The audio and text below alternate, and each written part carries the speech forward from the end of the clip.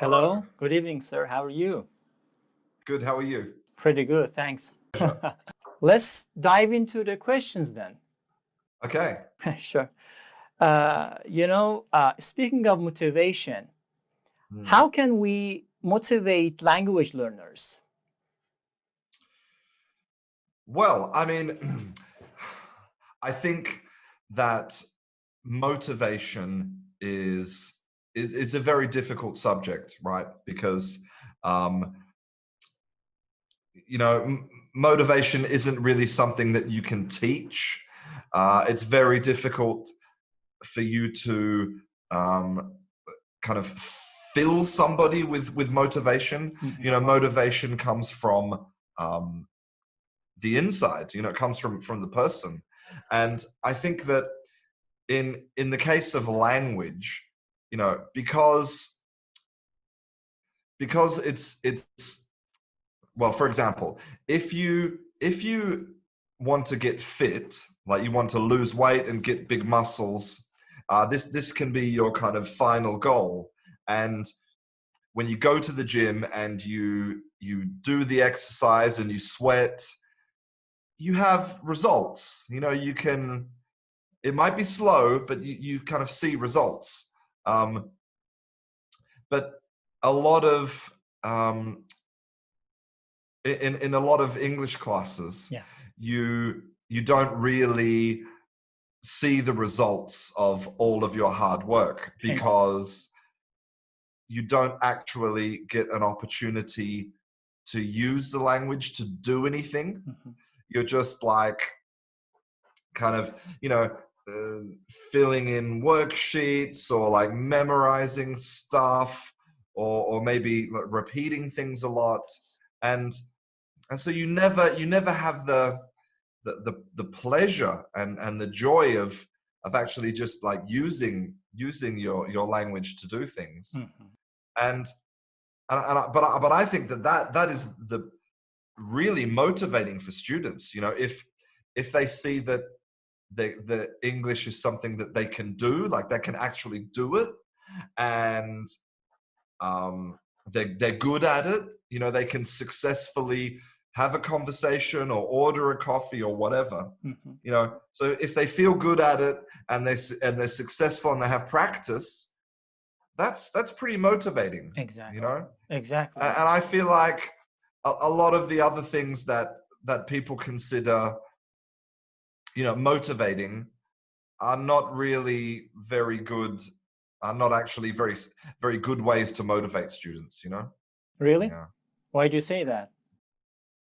Like, I don't know, I feel, for example, I've seen students, like teachers and students, say that they think that exams are really motivating, because they force you to study and you have a clear goal. But I think that I don't think it works, because really when you're studying for an exam, you're studying to pass the exam. And when you have the piece of paper, if you pass the exam and you have the piece of paper, it probably won't help you next time you need to have a conversation or do a job interview or whatever. And so I think, in a way, it can actually kill motivation, just as an example. I see. Okay, perfect. So, speaking of students, what is the difference between young learners and adults? Well, yeah, because a lot of adults think that if they can learn a language like a child, that they'll be really successful, right? So there's kind of there's like two parts of that psychology. Like, one part is that I'm too old. I'm an adult. I can't learn a language because I've missed that opportunity, which is not true. In basically every single way, adults are better at learning than children. We're more intelligent. We have better short-term and long-term memory. We're better at problem solving. Adults are way better than children, right? I at see. everything. I see. Um, but we're just not good at learning languages, and it's possible that there are some kind of physiological reasons, but the best explanation, I think, an explanation that has some there's some evidence for this explanation, is that adults just do not have enough time Mhm. to actually learn a language the same way as children do, right? Like, if you think about it, children will go to school for 20 years, basically, Yeah. 20 years of school. Like, and they'll spend 8 hours a day in the classroom studying, learning. And adults don't do that. Adults, we could say that some adults never learn anything ever, when they become an adult. They won't sit down to study a book, or um, and also, adults have other ways of living without language. Exactly.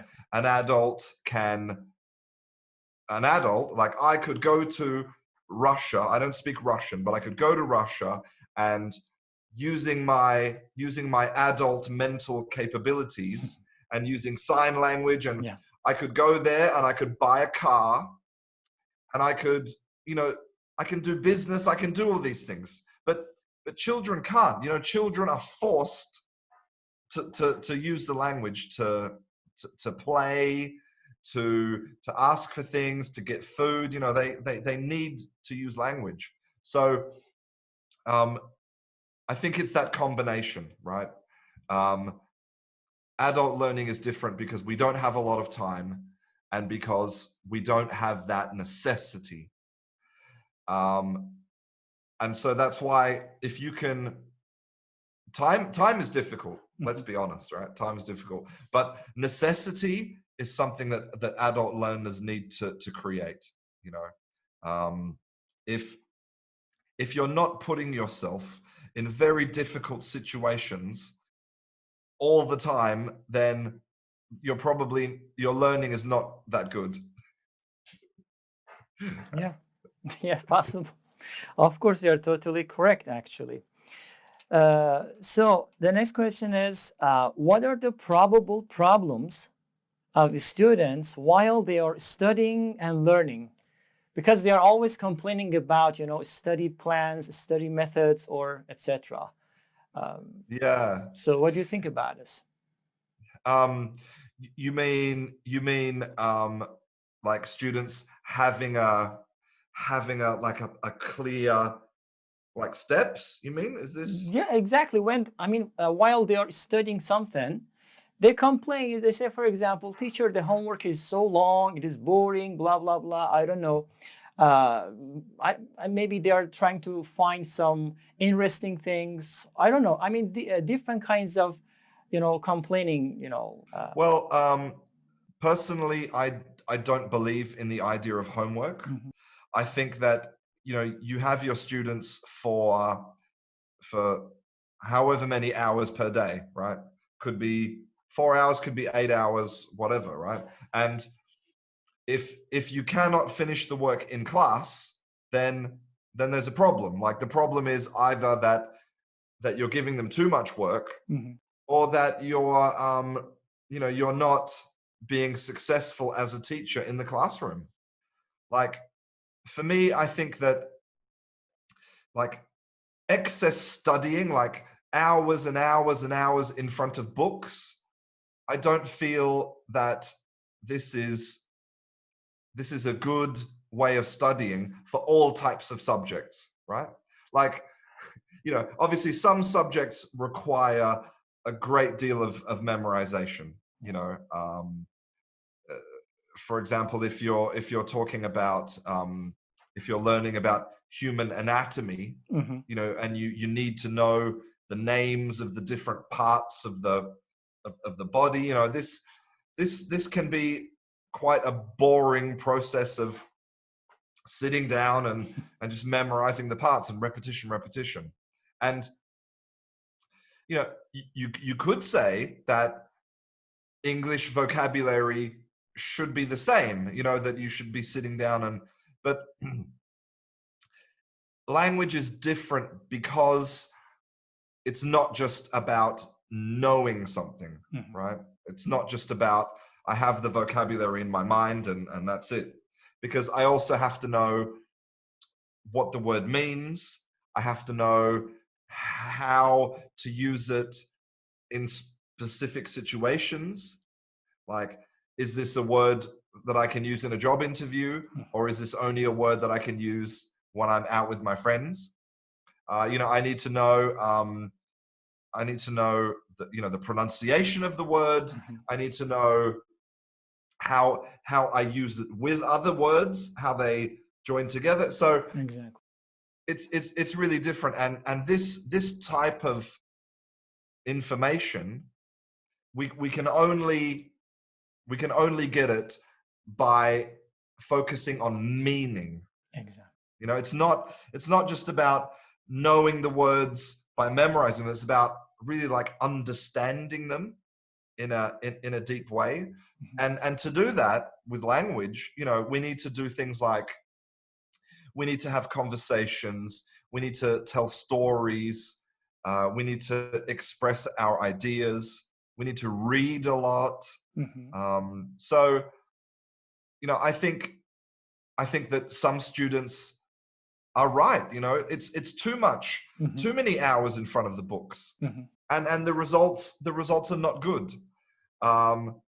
And I think that if teachers could focus more on meaning, that would help students to feel more motivated and to enjoy studying language. That's really important. Exactly. Definitely correct. Okay, very cliche question, by the way. What sort of material would you recommend them to use? Like books, apps, websites, this kind of stuff. Yeah, I mean, I don't think there's any one particular thing. I think there's some important like rules, So one of the rules might be, you should be absorbing content that you're interested in, So like if you're interested in fishing, then go out and find a lot of really great content about fishing. So that's one rule. The second rule is that you should find content that you understand, like the practical reason is that if I have a book and I have to look in the dictionary for every single word in the sentence, I'm losing meaning. Again, it's about meaning. If I'm doing this, I'm not getting the meaning. So the activity is a waste of time. So you need to absorb content at your level. And so, you have like graded readers with specific levels. You have, lots of really well-written books for adults at low levels.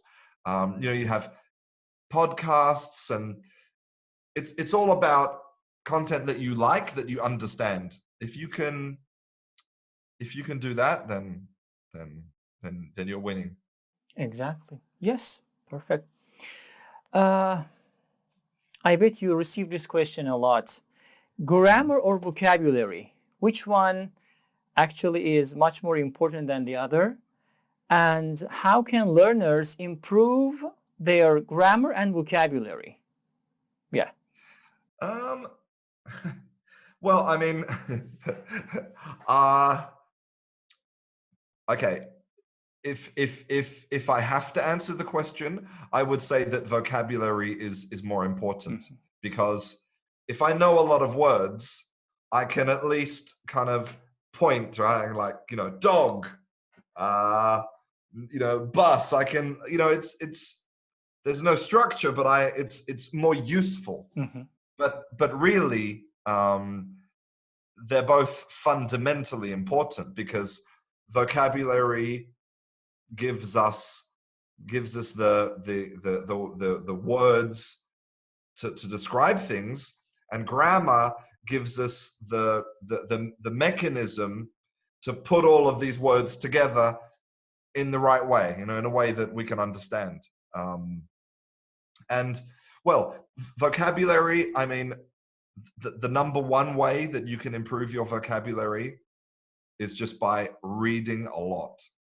And there's been so much research about this. Reading is great for vocabulary. Exactly. But again, reading things that you like and things that you understand. And grammar, well, I mean, grammar in English is a difficult question, because again, you can sit down and kind of memorize these structures and rules, yeah, structures and the rules and everything, but when that might not help you to produce those grammar structures when you need them. Yeah. But so again, it's about producing output. Making the connection between what you know and using it. And I think that any student who is really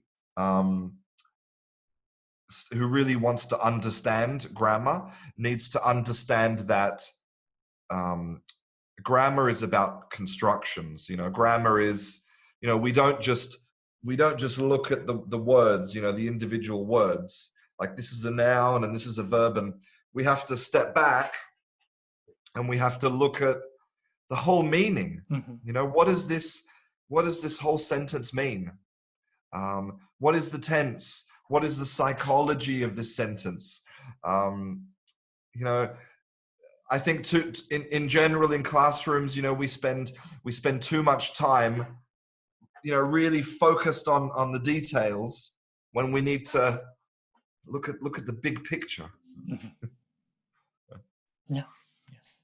Definitely correct.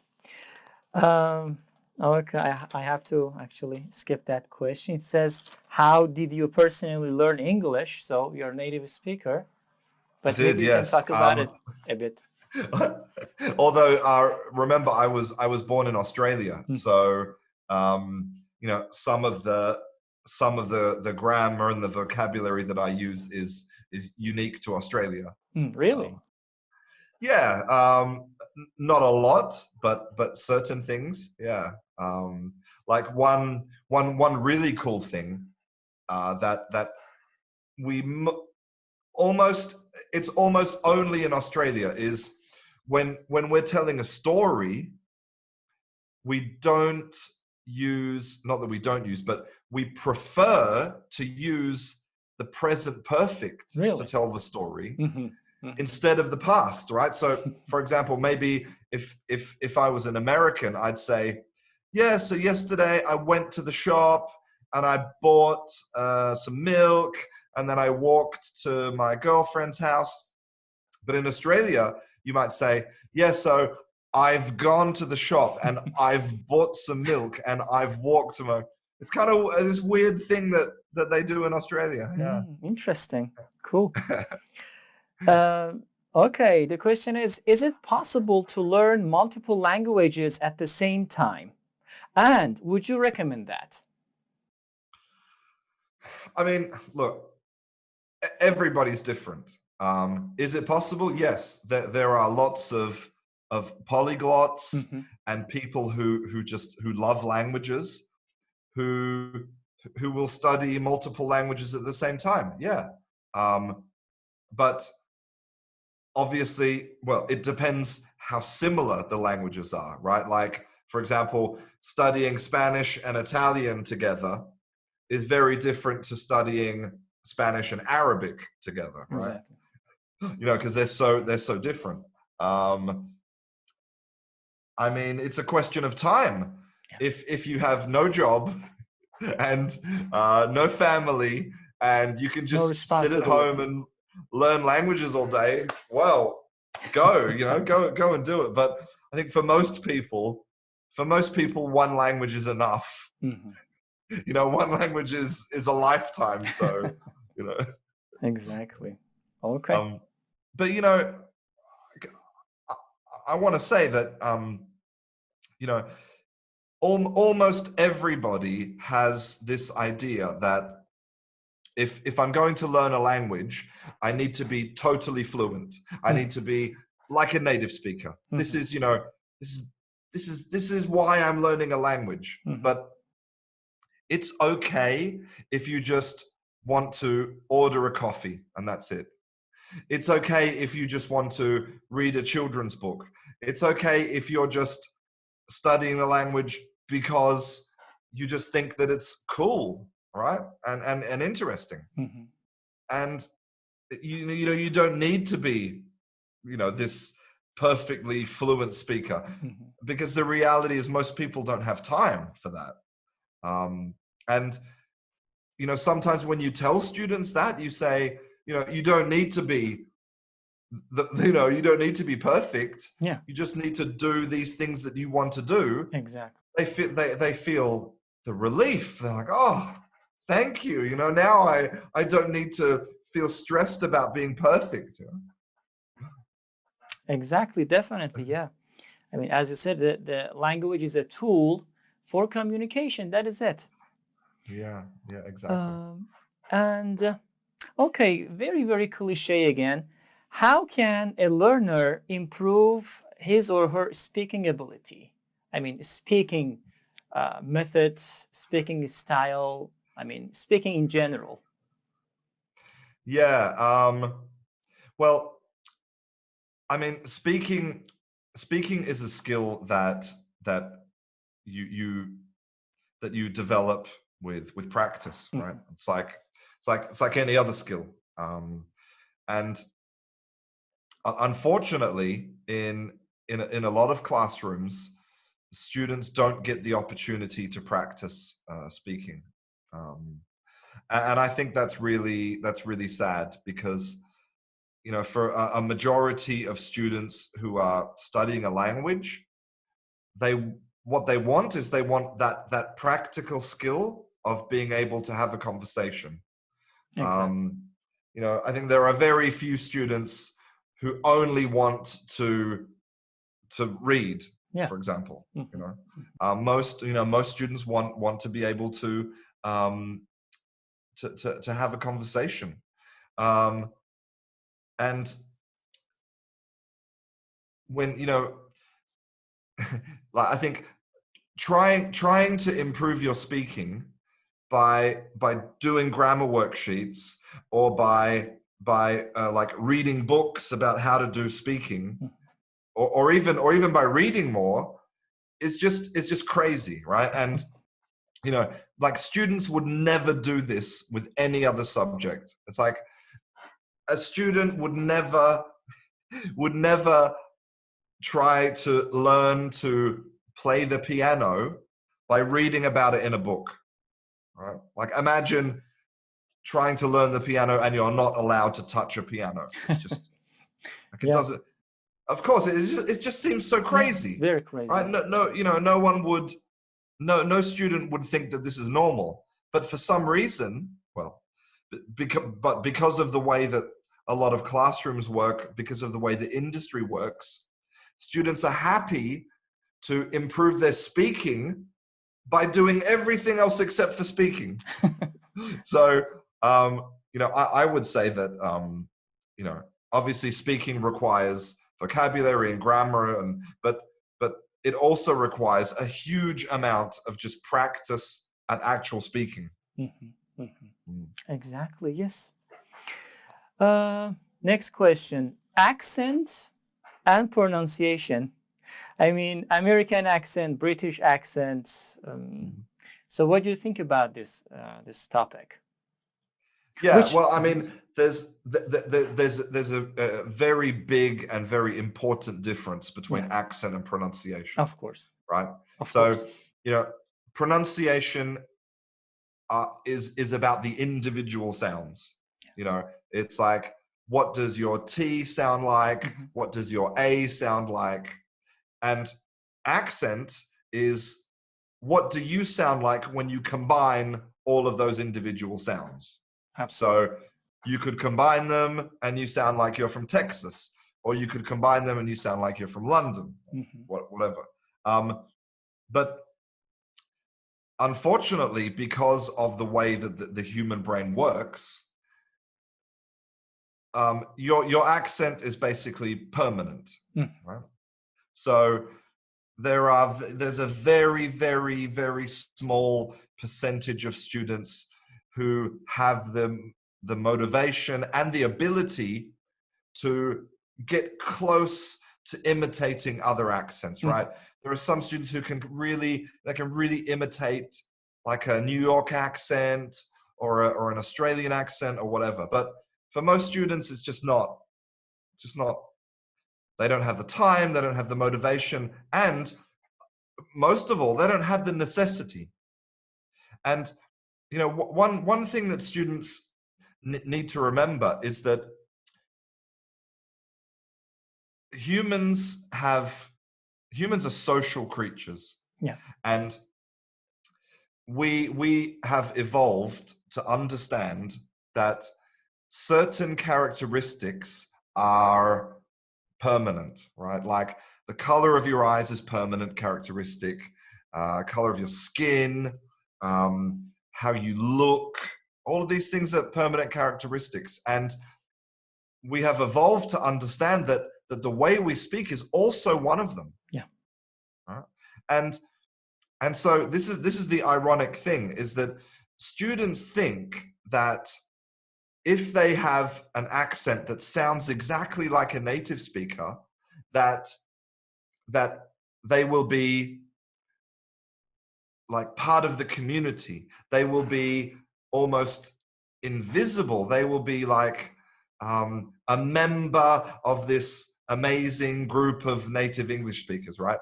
But in reality, students who can imitate an accent really well, it actually can make people feel a bit like you're a fake.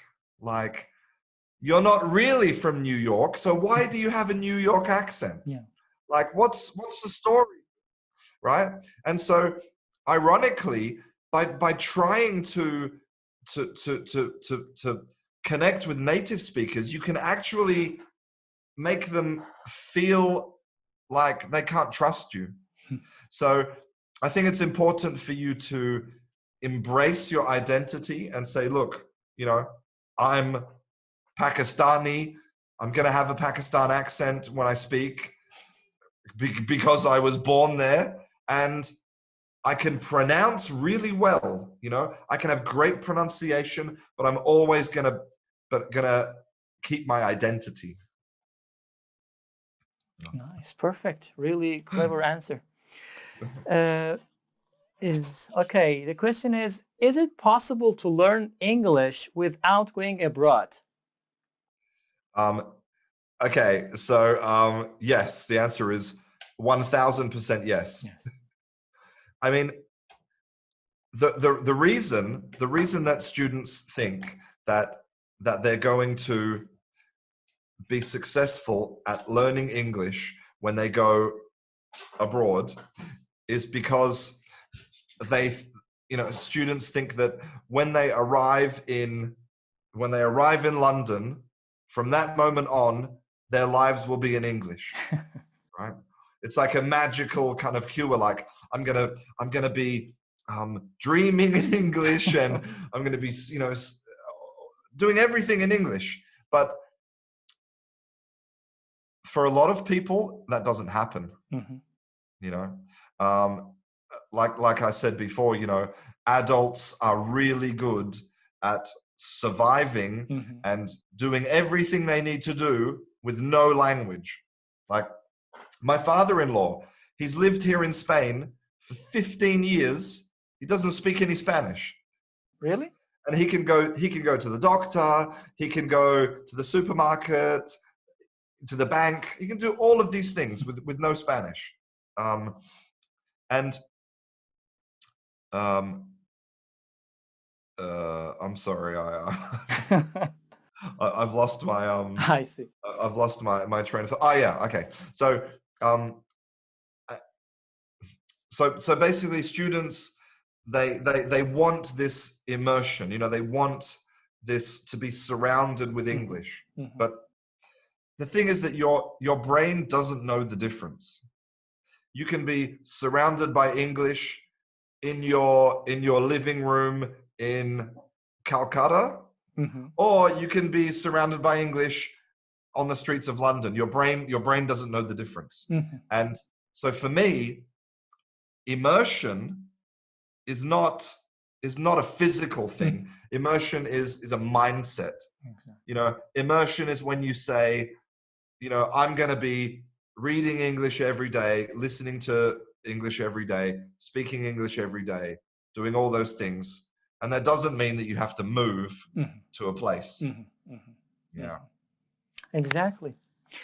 And okay, of course, you know, the question, how long will it take for a person to really learn every necessary element of language to speak properly? Well, it depends what you mean by properly. Because In a reasonable way, let's say. yeah, sure. Sure. I mean, there are. I think students need to remember that there are lots of native speakers who are, let's say, 30 years old. So they've been speaking English for 30 years, and you know, really, their language skills are not very good. You know, that they're not very good at conversation. They probably can't write very well. They probably haven't read a book since they left school. You know, their language skills are pretty meh, right? So how long does it take? I think it's not really about time. Yeah. It's more about how focused you are on developing your skills, right? I mean, you know, I believe that people can learn to do anything well. For some people, it will take longer. For some people, it's easier. You know, but people can learn to be great writers or be great public speakers or whatever. You know, if they dedicate themselves to this. And I mean, you know, learning a language is definitely one of the most difficult things that any adult will try to do. I mean, it's very difficult.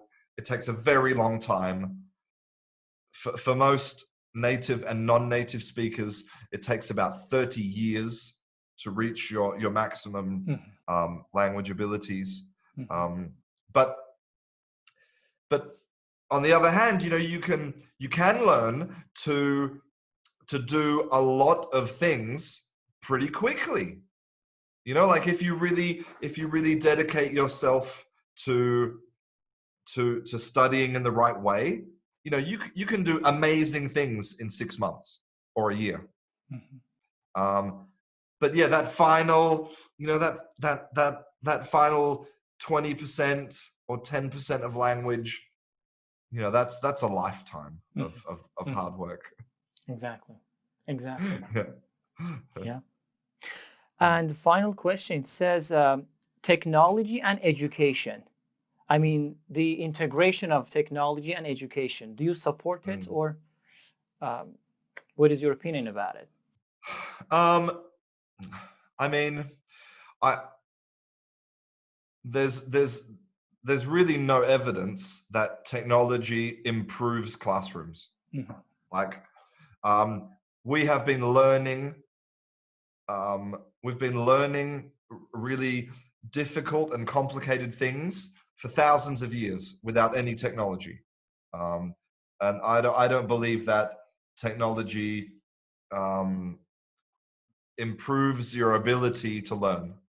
And so I think it makes some things like easier. You know, if I want to look up a word, I can just type it in my phone instead of like, you know, the dictionary. And, you know, so some things are easier. Like if I want to find content to watch, you know, it's easier for me to find a video on YouTube then. So it's definitely made our lives easier, and it's created a huge amount of content, right? But like the learning process, in fact, one of my worries for the future, something that I see happening, is that like administrators and governments, they're trying to replace human teachers with technology, like AI and like automatic test scoring, or you know, classes, like virtual quizzes, and as far as other subjects goes, you know, I'm not sure, but for language learning, and there's been lots of research about this, you know, we don't learn languages unless we have the social aspect. Yeah. You know, a classroom with a real human teacher is going to have far better results than an app. It should be every day of the week. So I think that technology can make life easier, but one, it can be very damaging, and two, you know, it's not necessary. Like if you live in a poor place, you don't have access to you know, you don't have a tablet in every class, and you don't have electronic whiteboards and all this stuff, you know, don't feel like you can't learn, because a lot of that stuff is just nonsense. Exactly, sir. Thank you very much. It was a great honor to have you here, and it was really a valuable conversation, so to speak. Thank you. It was my pleasure. I'm so happy that there's passionate teachers like you, Thank you you very know, much. out there doing good work. Well, thank you for inviting me. So I am so thankful, actually, for for you, that you accepted my invitation. it was my pleasure. It was My my pleasure pleasure. is mine. Thank you. I hope that we talk again soon. Of course, why not? Of course, definitely, definitely, why not? Okay, great. Thank you very much, sir. Thank you. Take care of yourself. You too. Thank you. Bye. Bye bye. Bye. Bye bye.